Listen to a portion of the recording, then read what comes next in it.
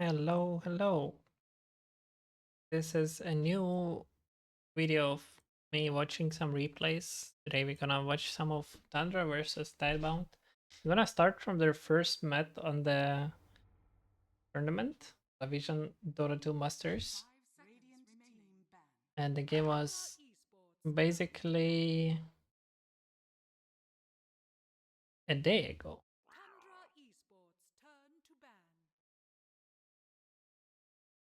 I'm not so well not prepared. That's crazy. Let me check. So it was upper bracket finals when the first time they met on this tournament. And the Tundra won 2-0. We're gonna watch these games, then we're gonna drop into Tidebound and versus Extreme Gaming. And then we're gonna decide if you're gonna leave 5 comments below this video. I'm gonna upload a next a best of 5 analysis. How did that sound like a deal? Sounds good? Then I'm gonna I am missing an OG thing. Hold on.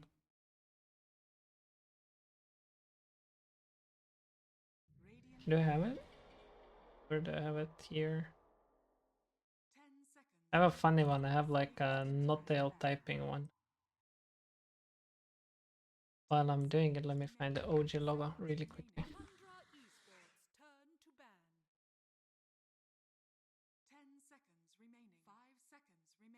That is not what I meant. Hold on. Okay, sounds good. Alright, so here we are. Watching some Dota between two really good teams. Gonna slow down the replay and we're gonna start analyzing the draft. So far, gonna be 16, 17 for Tundra, 18 on Tidebound. We'll see what it is. Let's see what it was before. They get the Nature's Prophet that can go multiple roles. First pick Natures from Tidebound. They banned both Lycan and Beastmaster that P3 is where used to play. They have 8 picks, so enemy can pick 9 packs. They removed it. Here they did not ban Quop after picking Monkey King. They went the other way. They decided to ban Phoenix, and then now they think that Quop might not be an issue for Monkey King, as well as going for Pact 13 is a nice option to amplify the team fight. Now they have a lot of sustain with the Monkey King Pagana, as well as a lot of like damage. And they already removed the Tinker, so basically they're removing the cheese from Tidebound that they previously played. While Tidebound are mainly focusing on taking control of the 3-3. They remove Darkseer, they remove Abaddon. 3-3 still have a bunch of really strong heroes for himself. So let's see if targeting him will actually work. 14-15 Undying is an interesting one, as well as Betrayer, as because they all 3 heroes can go all the roles. And here Tundra decided to not give the Monkey King 18, they decided to take it themselves. They get a little bit surprised why they didn't take it. So they're quite happy. And perhaps Undying was also the nice pick. TA is a nice pick. Pretty solid TA game. Can lane into anything. All those 4 heroes are pretty free for him. Finding Brewmaster now. Making sure 3-3 doesn't have any hero. Disruptor has also been pretty popular for Tidebound through the week. They've been playing it quite a lot.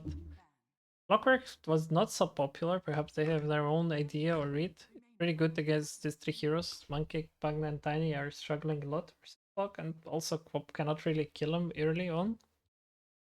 So maybe they understand something like Undyke is going to be offline and they will need some additional catch. Enigma Band. This is a blunder band because 3-3 doesn't really play Enigma. This is something you can like get from watching his Dota buff. In esports, he doesn't really play this hero. Late pick Shadow Shaman is an interesting one, as well as there is a Dawnbreaker that a lot of teams been practicing quite often. I wonder why it wasn't considered this into bans or picks in this one. because I feel like Dawnbreaker is pretty much noob friendly. We have it banned all the time. And 3-3 just picks his own axe, which he will buy a lot of Ring of Protections and have a really good time. Right. Since I'm a boss 5 player, I'm gonna mainly focus on a white moon perspective in this series, but we will occasionally jump on other roles and discuss what they want to do on the game, what they want to do on the map. But yeah, as I said, this one we're watching mostly for the white moon perspective. Perhaps we should watch it from innocent perspective to see what is going to change in the future. Um, hmm. All right.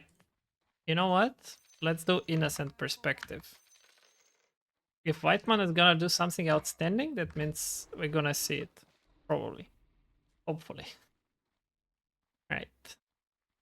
So, stacking together on the ancient area in triangle, knowing you have Betrayer who wants to make stacks is pretty useful. Betrayer is semi-revealing. They are not revealing this angle, so enemy could technically run here, walk here, drop a sentry, and then walk out.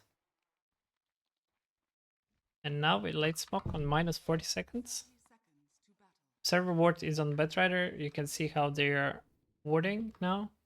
There's a Nature's Prophet middle, Harry Templar. They are warding middle and bottom area, perhaps versus tiny rotations. That's the idea. Getting the runes now. 2 runes for both teams. Feels okay. Getting the Watcher and moving towards the lane. He wants to block the camp right away because it is pretty important. There is a new trick. If your carry has the Cooling Blade, you can kill this tree and then put a sentry there, and this sentry on the left one would not scout it, and this one is way harder to destroy. So perhaps like I'll show it later maybe if they will do it in another game. So it's like a next level of keeping the big camp blocked. And the reason you want to keep the big blocked is because you're playing versus 2 melee heroes that will try to pull camps away and pull waves. And you want to get a lot of right clicks going on them. You want to get some harass. You can see how he's on the Shadow Shaman is trying to get some extra damage on Axe, but has to switch to Tiny for some reason. So Litri gets some very nice pullback.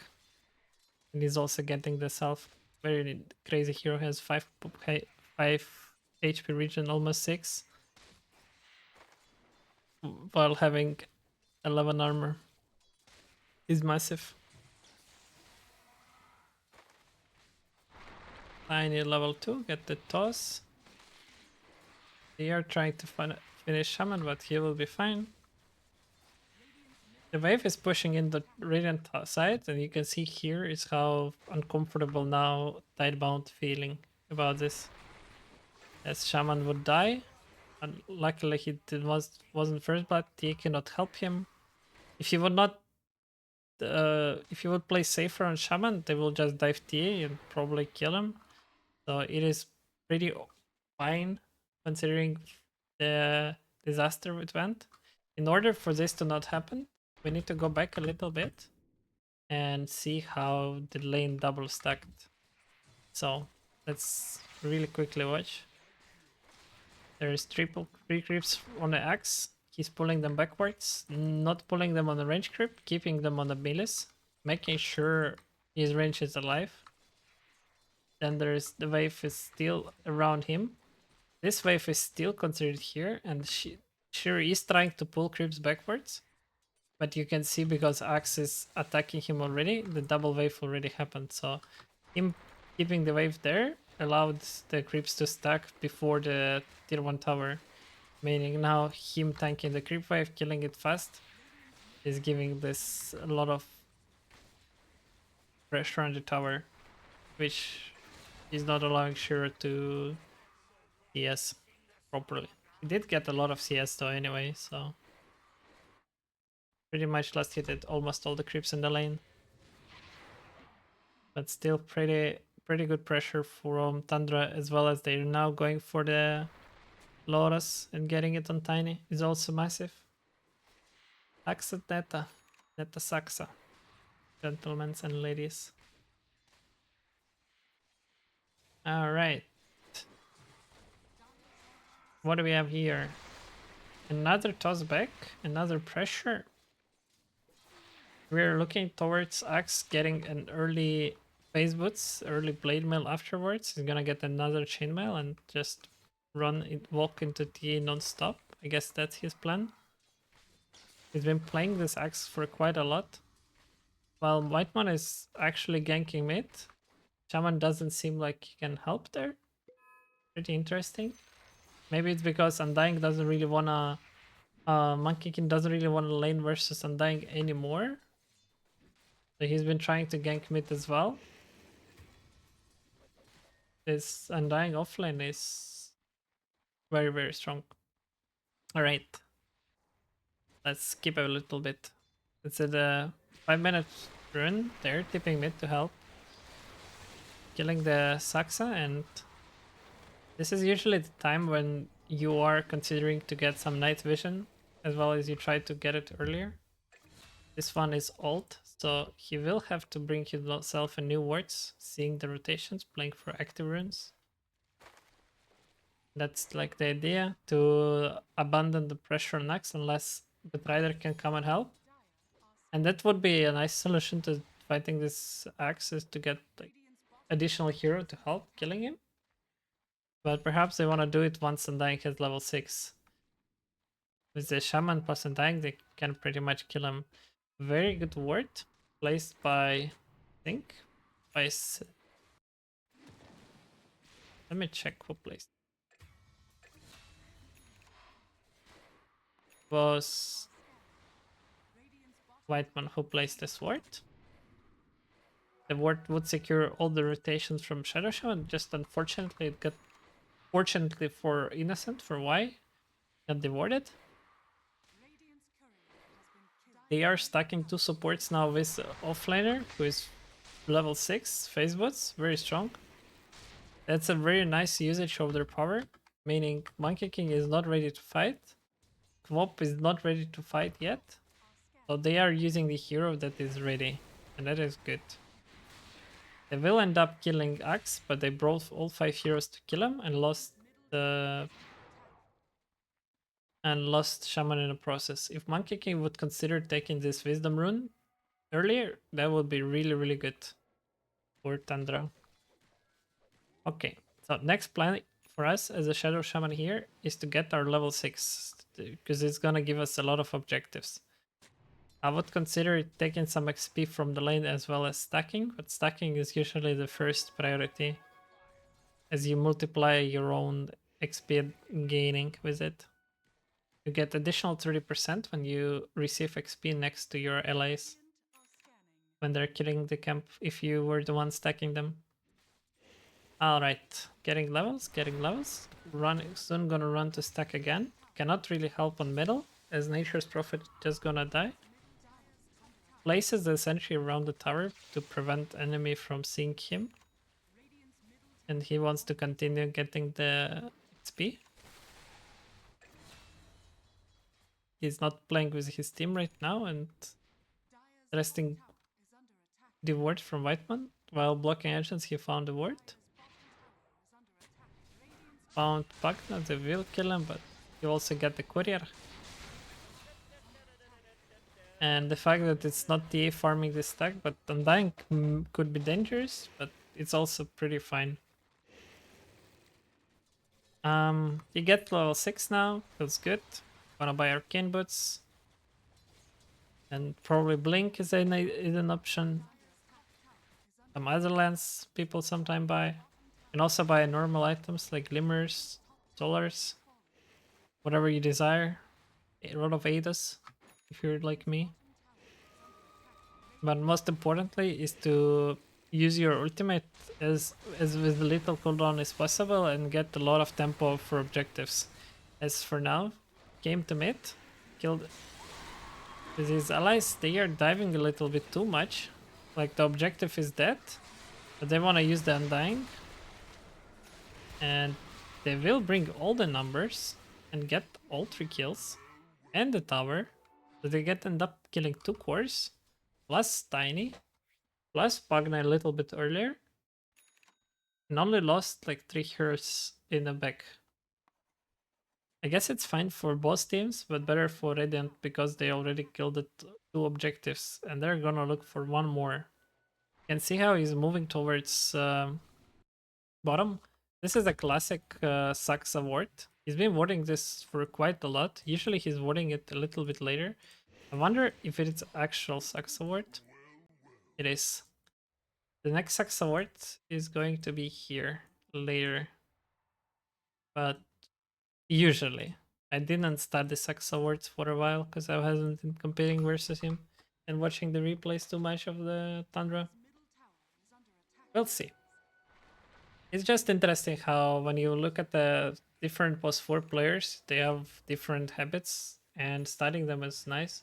As well as even if I'm going to go publicly state like, yo, this is how they work, there is no real giga change because this is the value words for them. Basically, what I mean is like they will maybe adapt a little bit of the word, maybe, but it will eventually be same area. So you don't have to take everything for granted. You just need to have like a basic information of how people word, where their most popular words. They're looking to sneak the rush, because the giant snake gets uh, additional damage to Russian, as we know from my charts. As we know from already, it's been quite a while. The snake is tanking it, dealing extra damage, taking the last hit. Not sure if he should take the last hit with it, but it is okay. Now, 1 minute towards next snake. Life is good. He's gonna try to find himself a partner in the game who he can like follow in order to secure or set up. He doesn't want to set up anything yet by himself. It's a Cooling Blade versus Monkey King, by the way. And he's just gonna secure his TA finishing Blink, and then he wants to smoke with TA probably and try to get some more action going. Alright. I hope you hear me well, as I haven't been recording for quite a while, so I'm not sure how the sounds are. I'll have to check. I'll probably upload just this replay and then go for next. Alright, so Blink has finished on TA. Furion is playing a little bit of a support build, doing Vessel, Shard, Blade Mail. Pipe is going to be an Undying, and they're using another Snake. Like with this build, with a Shaman, it's really hard to push waves.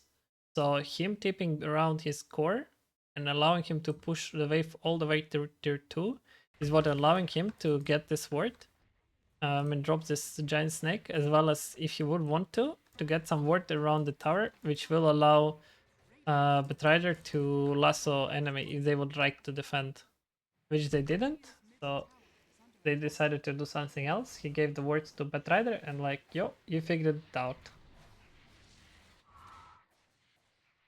Next objective is a Tormentor in 3 minutes. It's quite a long time from there. So he's gonna continue trying. He's gonna continue trying to do the same, where his allies are pushing waves, and him using the giant snake on the towers. Here they use the smoke, get instantly popped, or is this a bug? There was nobody popping them. No, Monkey King popped them. I think. Let's see. No, he did not. So it's just a visual bug. They are smoked right now. It's just a visual bug, all 3 of them.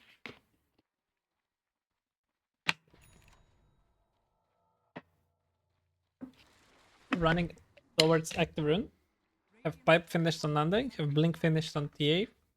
And this is how we think as a post 5 usually. We are looking accordingly to our allies and their power spikes and trying to understand if they're powerful enough to use them. Get a nice flip flop towards top, get some kills. Lasso and Nature's Prophet can destroy enemy weak heroes, just the 2 of them. So Shaman is back to his main ally who is pushing waves. to allow him to use Snake, and he's pinging another tower as a Shaman to take it, making his life pretty easy and satisfying. But this time, Tundra will not give the tower for free. They know there is no lasso, and they know that he doesn't really hold the threat as big as he's not as big as he sounded, especially when he's close to the towers. He can get the creepified, he can get tossed back, he can get aggroed. Like a lot of things can go wrong for Radiant if he gets dispositioned towards Axe or towards Monkey King Arena. As well as there is a Tormentor coming, so they are trying to bring it to there.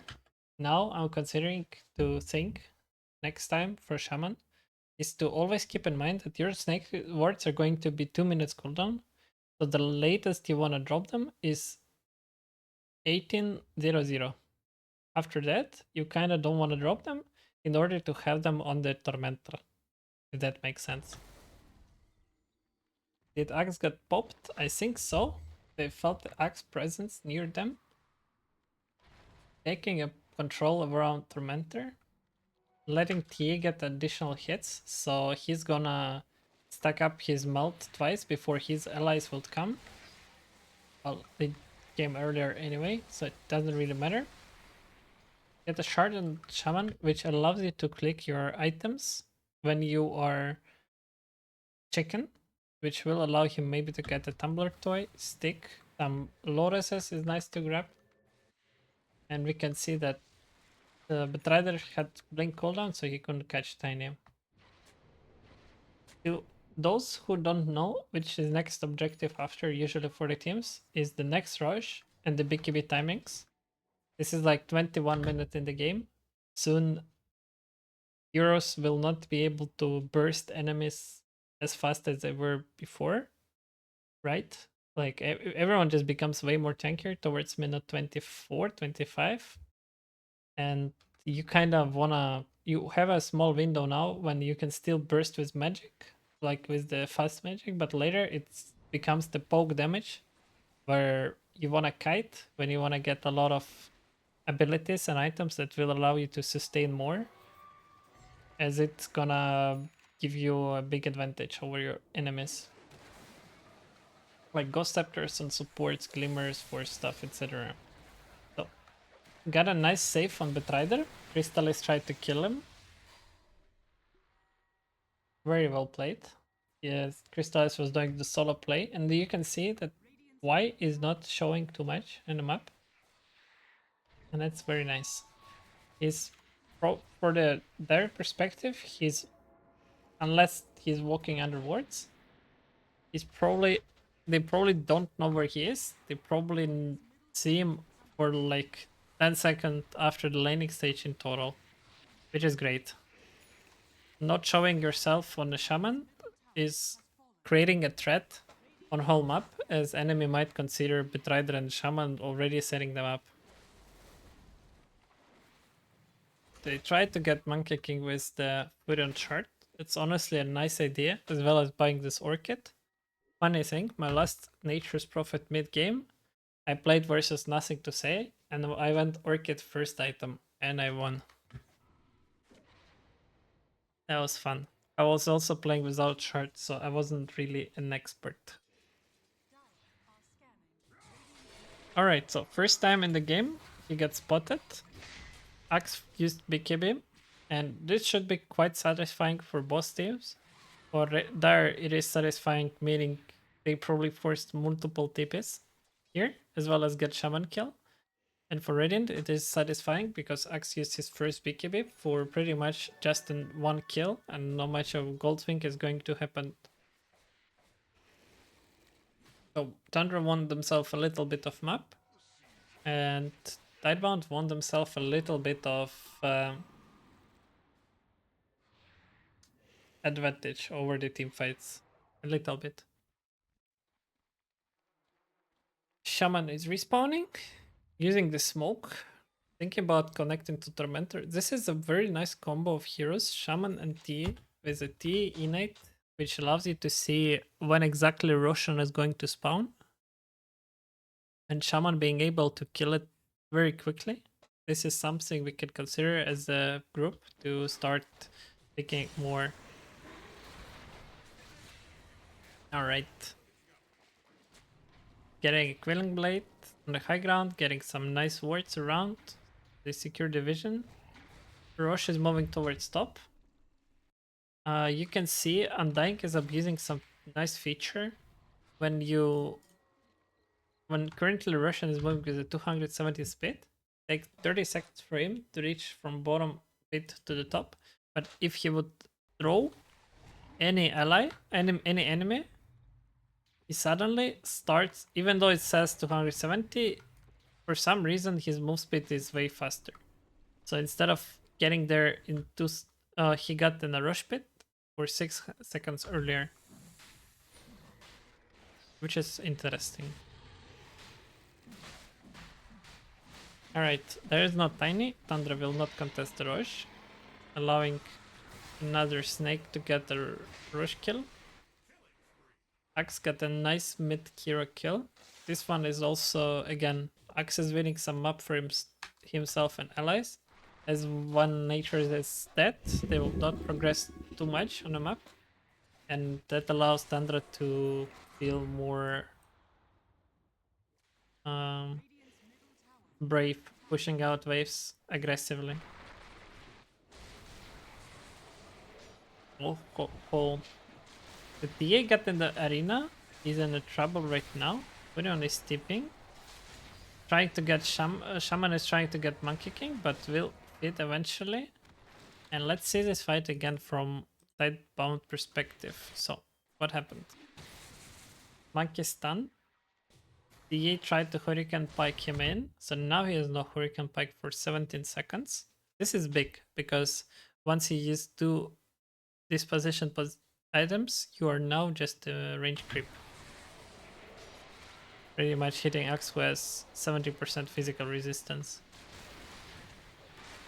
Furion is getting the Pagna kill, who has Griefs already, very big for white. And Shadow Shaman is a little bit confused with his own position, because here he tried to catch the Monkey King with a Quelling Blade. Next him now, and he is not in range to continue the Shackle, as if he goes inside he will die to Arena. He will still try to grab him, lose a couple of hits from Arena, and from Axe W he will die. Now Tiny will gate back, and all the pressure that Tidebound had over the Tundra is now feeling a little bit awkward, as they get multiple BKBs, and Quop is finishing Shivas, Tidy finished Solar and going for Glimmer. Feels almost like they have more of sustain than the Radiant team, which will allow them to take their fights a bit more freely. Next objectives is of course Tormentor, and once you finished your 4 BKBs and everything, usually this is when people start going for what is lacking. It's either attack speed, damage items, sustain, mobility items. Usually it's one of these 3. So TA does not have BKB early on. He got his own sustain item earlier, Hurricane Pike, and damage from Daedalus. So he decided, because he had the Aegis, he wanted to play a little bit more greedy, going for the offensive item, knowing that Aegis is basically the same value as BKB for him. And now he will have to farm BKB while the Tundra already finished it. So I would say they have 2,000 gold window on Tundra to try to make a strike while he is finishing his BKB. But the way he's finishing, it's quite safe. Walking under vision, walking with Silport, and placing traps around. As well as they had vision on Axe, seeing him, and it doesn't feel like Tundra will really want to try to kill T anyway. I have a banner, dropping a snake again on a high ground. Now on a high ground, getting some nice pressure. I wonder if they should have used the banner here in order for range creep to continue tanking up the snake, as it seems like the snake will still Will it kill tower? No, it will not. Yeah, probably the snake would only get the tower, and losing both snakes and the banner is not on the menu for Innocent. He knows that the snake from here would not reach Rex. Is out level 15 talent, which will give 160 attack range for snake. Next thing is Tormentor. It was killed on 31 something, if I'm not mistaken. And nothing to say got spotted. Nice smoke from Tundra. They are taking the full circle round, knowing that Tormentor did not spawn. They get a nice kill. As well as now they will also get Tormentor. And the gold thing with the advantage would not be there at all. This 4k gold advantage that Tidebound currently have is not real, as it's just the TA with his BKB versus 3 very big cores, and Undying, who is playing a role of support, as well as a Nature's Prophet, who is playing a role of like semi like assassin, versus team fight, very very big team fight presence from Tundra.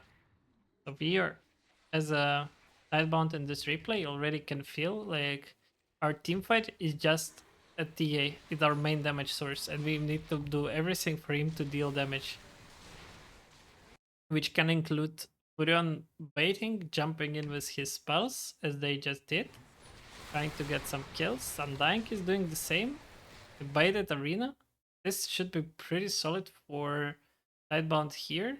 It's just Shaman should find a way to assist his TA to make sure Pugna is not gonna decrepify any targets. Let's see. We got destroyed in 1 second for some weird reason. Solar Crest, I would recommend keeping it for the armor and your ally, perhaps. Undying has a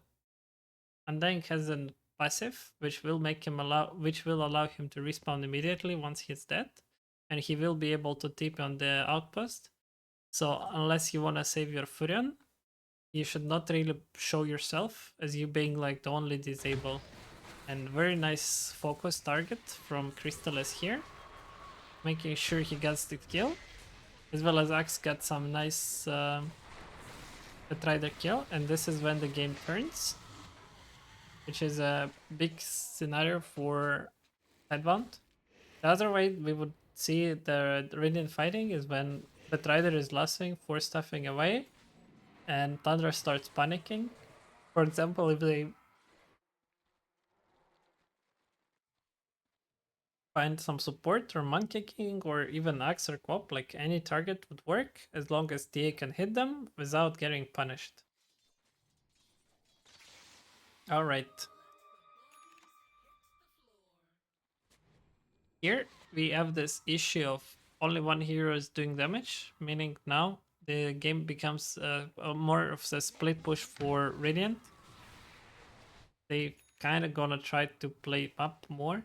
They have the heroes for that. A Furion that can literally teleport on any part of the map. And if he managed to push the waves into enemy tier 3, Shaman can go and drop a snake in there. This is pretty like basic play. I'm not sure if they will do it, but it looks like he's using the time to ward. Pretty nice ward. Get some jungle vision and playing for reveal. He's not doing anything crazy, knowing that Tiny could already set him up around tier 3. He's kind of expecting Tundra to expect him to run. He's expecting them to expect that he will do the play, and therefore he's not doing the play. That is some TI winner thinking, like few steps ahead is never a bad idea when you can play. And when you can play in control, it's pretty good. And so his words are paying off, as well as he has the buyback. He's gonna try to, but the position was a little bit awkward for them. He still has the buyback. If fight would collapse and continue, they will be ready. He will TP and take it. But since the fight is not there, they're just waiting for Shaman to respawn. He wants his allies to push top a bit. They did it with Nature's Prophet ulti, which is good. Now they're going to smoke, take control of the jungle again. They see that their outpost is getting controlled. The idea is now to to find the backline, I guess. They want to wrap around, they want to get a full circle, full angle. They jump axe. You can see how fast they drop his Lincoln. It was, I'm not sure what drop it, but maybe his Q. Tiny is trying to save him. Arena is there. You can see how he's repositioning himself now nicely so he can like, he's basically thinking first. He's thinking about protecting himself. Once he is safe, he's thinking about helping his allies. But his allies are already in so big of trouble that this commitment on Axe does not feel like this fight does not look winnable anymore. He has to TP out. Luckily, Axe didn't get him in time. But the problem, as we were saying, if DA cannot hit, nobody can really deal damage on the Radiant side. The Sundying does not have Aghanim. He's playing a full support role with this pipe Octarine, as well as Betrider, and the Nature's Prophet with his Nullifier Bloodthorn. Does not seem like he's doing way too much of the damage. We can see the show damage recap. They're pretty much all of them same damage. Nobody was really able to hit. While there, 4 of their heroes dealt over the 3000 damage in this team fight. And Tiny dealt multiple stuns, multiple disables, glimmers, solars. Very good sustainability. Alright. Let's see.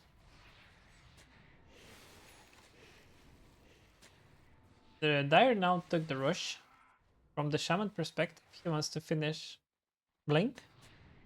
He's warding everything around the potential Tormentor, which is going to be on a 41:30 or 42 minute. I'm not sure. Have to time it properly. Have to get this habit back because I wasn't paying attention to it lately. The wave is pushed under tier 3. He's going to start doing the red play. Thing is, when they hit the tower like this,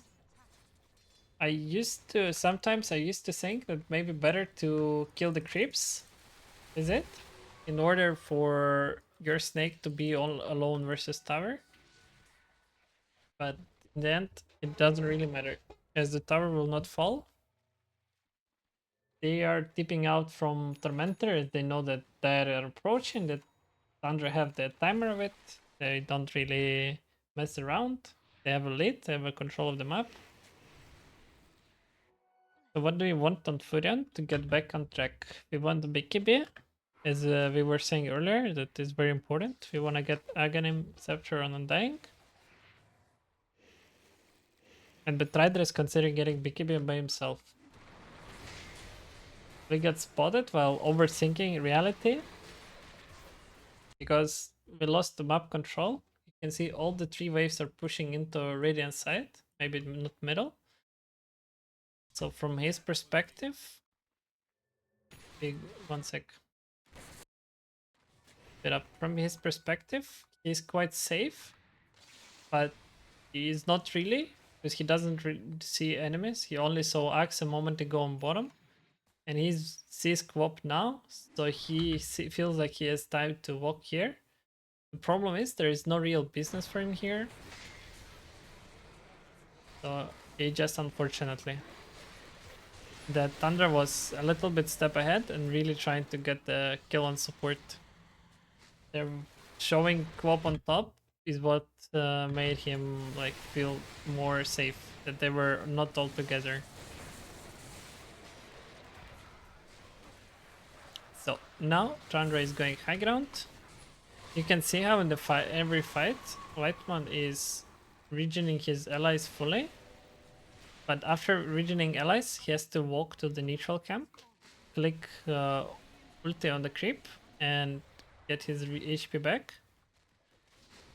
So this is pretty much the idea. Him healing his allies while they are taking the map, taking the fight. Monkey King lost his edges. There's a Hex ready to grab him. He's trying. You can see he's trying to preemptively hex the backline as he has the bush for Monkey King. I would say, oh, and they have also Lasso. So they had a nice communication here going on. Is that Batrider is gonna lasso him, and you can see one step ahead of thinking is to prevent enemy saves, both Tiny and Pagna, from saving Monkey King. So he's walking here to get some hex on the Tiny. It's just unfortunately he's not in range. And the Monkey King gets his nullifier, he will die. And because he was fully committing on killing Monkey King, he's losing his own position. But usually it is okay. And now they will kill everyone. They got 3 heroes on a tidebound and almost fills back because they have 60 seconds to force buybacks. Shira does not have a buyback. You can see it by not having a yellow card on the left, but I will still show the buyback status.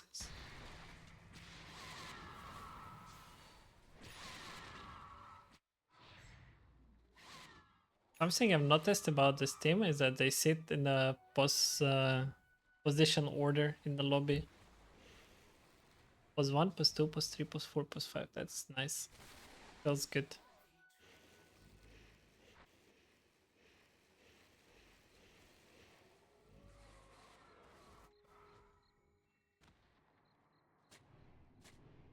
Tormentor dead.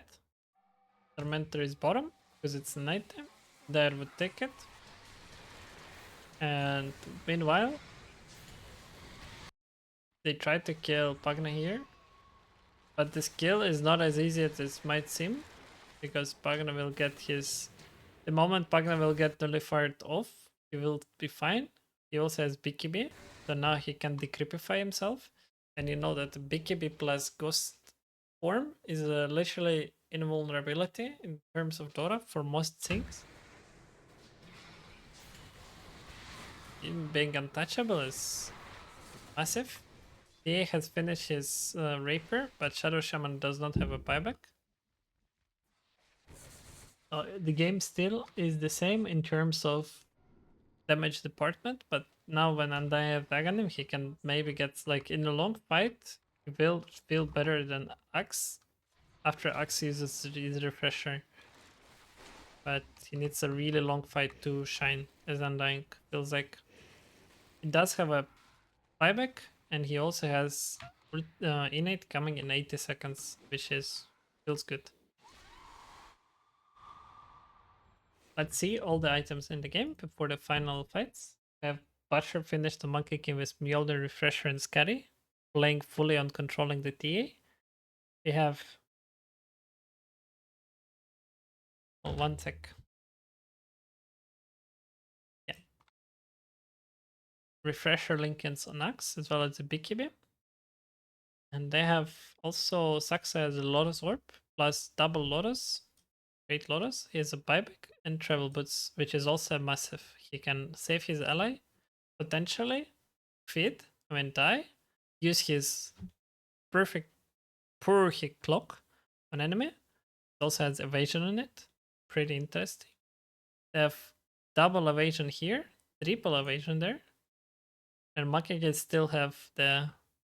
And he has an interesting Searing Signet level 4, tier 4.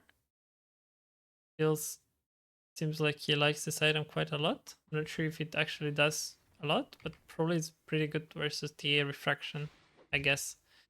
On the Radiant side, there's a Rapier. Cast rate on the Batrider. Let's see. So, Aghanim Batrider to grab 2 enemies. Rapier TA to deal a lot of damage. AC on Furion to get some extra minus armor on enemies and attack speed for allies. Mostly for TA. As well as Undying still has... And Undying has a shard. So he can tombstone his ally to save him. Becomes about positioning. No buyback on Shaman. He has to play very safe. One.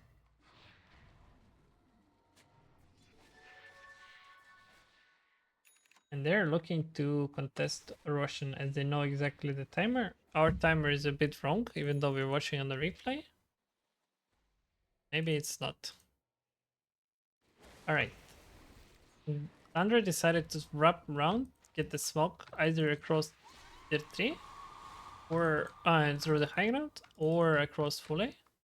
Radiant should ping that their creeps had died, so now they have to expect enemies to cross from the left side.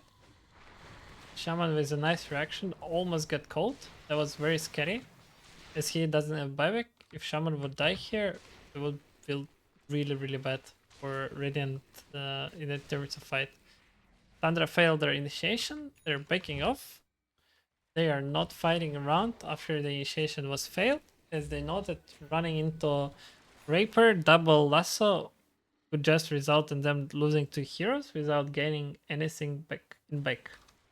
This Raper is allowing Shiro to burst enemies, as I was saying earlier that there's a stage of the game when you cannot burst enemies. This is pretty much the stage of the game when you can and you have to burst enemies, and then you kite towards next time and you just play it as it is.